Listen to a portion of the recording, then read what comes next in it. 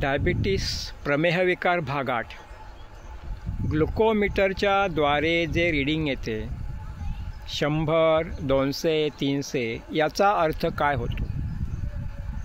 आपल्या शरीरात एकूण रक्ताचे प्रमाण साधारणतः 4 ते 6 लिटर असते.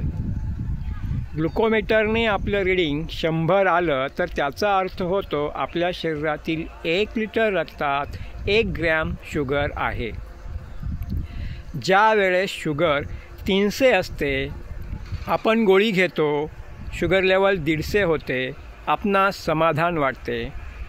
परंतु एक छोटासा प्रश्न आपल्या मनात यावयास पाहिजे की 300 शुगरची 150 शुगर झाली तर 150 शुगर गेली कुठे? हा प्रश्न आपल्या लक्षात येत नाही व आपण या आजाराच्या चक्रव्यूहात सापडतो.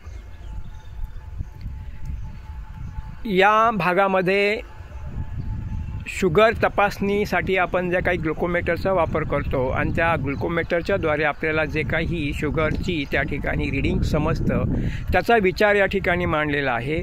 आणि वेगवेगळ्या प्रकारे ते रीडिंग येतं 200, 300, 400, 500. परंतु याचा अर्थ काय तर सांगितलेलं आहे की आपल्या शरीरामध्ये एकूण जे काही रक्त असतं त्या रक्तामध्ये 4 ते 5 लिटर साधारणतः रक्त असतं आणि त्या रक्तामध्ये 100 जर तुमचं रीडिंग आलं तर तुमच्या एकूण रक्ताच्या प्रत्येक लिटर रक्तामध्ये 1 ग्रॅम शुगर आहे असं त्याचं त्या ठिकाणी त्या रीडिंगवरून आपण समजून घ्यायचं आहे. हे आपल्याला समजलं. परंतु पुढे जाऊन असा विचार त्या ठिकाणी येतो की आपण रीडिंग केलं, त्यानंतर आपण त्या ठिकाणी औषधी सुरू केलं आणि ही औषधी सुरू केल्यानंतर पुन्हा आपण बघतो की ते औषधी गोळी घेतलेली आहे आणि गोळी घेतल्यानंतर आपली 300ची 150 त्या ठिकाणी शुगर झालेली आहे. परंतु ही शुगर 150 झाली, परंतु 150 शुगर कुठे गेली हा प्रश्न या ठिकाणी अतिशय महत्त्वाचा होता. आणि ते जोपर्यंत आपल्याला समजत नाही तोपर्यंत आपण या चक्रव्यूहात जो सापडलेलो आहे त्या चक्रव्यूहातून आपल्याला बाहेर पडणं मुश्किल होतं. कारण हे जर आपण समजून घेतलं की 150 शुगर आहे आणि ती 300 होती, 300वरून गोळी घेतली, गोळी घेतल्यानंतर 150 झाली, तर 150 शुगर गेली कुठे? तर हा महत्त्वाचा प्रश्न त्या ठिकाणी होता. आणि या प्रश्नाचं त्या ठिकाणी उत्तर असं आहे की ती 150 शुगर ही शरीरातील वेगवेगळ्या भागामध्ये त्या ठिकाणी पसरवली जाते किंवा लपून ठेवली जाते किंवा त्या ठिकाणी ती संचित होऊ लागते.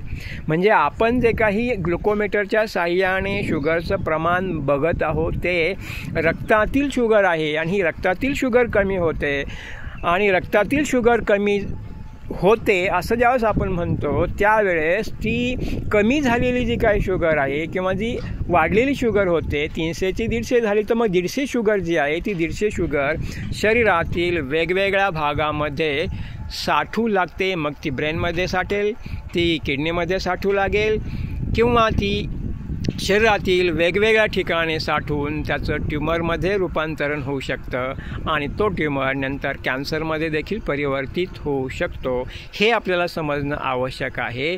तर या ठिकाणी सर्वात महत्त्वाचा विचार या ठिकाणी जे आहे की आपण वारंवार शुगरसाठी ज्या काही तपासण्या करत आहोत त्या तपासणीमधून आपल्याला नेमकं काय बोध होतो तर काहीच नाही, किंवा त्या तपासण्या केल्यानंतर देखील आपल्याला काहीच फायदा होत नाही, कारण आपला आजार त्या ठिकाणी कमी होत नाही. उलट ती तपासणी करत राहणं आणि गोळ्या घेत राहणं हा प्रपंच आपल्याला नेटाने चालूच ठेवावा लागतो. आणि हे करत असून देखील भिन्न भिन्न व्याधी आपल्या पाठीमागे लागतच राहतात. हे आपल्याला स्पष्ट समजायला पाहिजे. कारण ग्लुकोमीटरच्या साहाय्याने आपण तपासणी केल्यानंतर गोळ्या घेतल्यानंतर काय परिणाम होतो हे आपण आता प्रत्यक्ष अनुभवलेलं आहे, पाहिलेलं आहे आणि आता आपल्याला समजलेले देखील आहे. आणि म्हणून वारंवार किंवा त्या ठिकाणी शुगरची तपासणी करणं आणि गोळ्या घेत राहणं यापासून आपल्याला दूर होणं गरजेचं आहे. कारण आपला आजार कायमस्वरूपी त्या ठिकाणी दूर करण्याकरिता या गोष्टींची आवश्यकता नाही. आणि त्याकरिता काय करायला हवं आहे, त्याकरिता आपण कसा विचार करायला पाहिजे, त्यासाठी आपण कशा प्रकारे ट्रीटमेंट घेणं आवश्यक आहे, ती ट्रीटमेंट कशा प्रकारची असते, ती कुठे उपलब्ध होईल. रसायन चिकित्सा त्याला म्हटलेलं आहे किंवा अपुनर्भव चिकित्सा असंही त्याला म्हटलेलं आहे की पुन्हा पुन्हा जो व्याधीचा उद्भव होतो आहे किंवा व्याधी त्या ठिकाणी कायमस्वरूपी आपल्या पाठीमागे लागलेली आहे, ही आपला पिछा सोडू शकते का. तर त्याकरिता आपल्याला तो विचार करणं उचित आहे.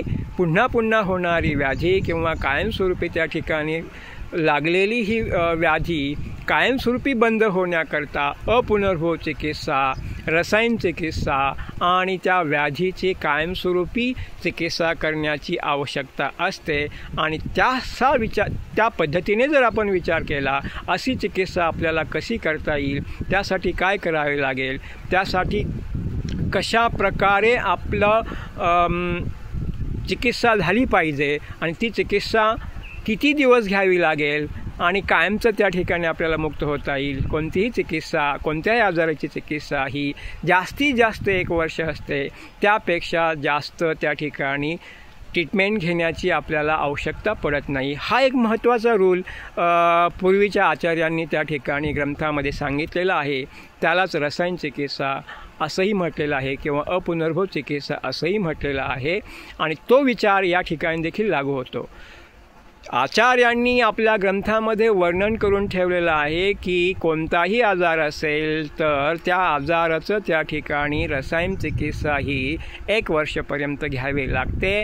आणि म्हणजे मग तो आजार त्या ठिकाणी पुन्हा उद्भवत नाही, अपुनर्भव असं त्याचा होतो. आणि म्हणून त्या चिकित्सेला अपुनर्भव चिकित्सा असं म्हटलेलं आहे. तर अशा प्रकारे या आजारापासून कायमचं आपल्याला दूर राहण्याकरिता आपली चिकित्सा अशा पद्धतीने करून घेणं आवश्यक आहे.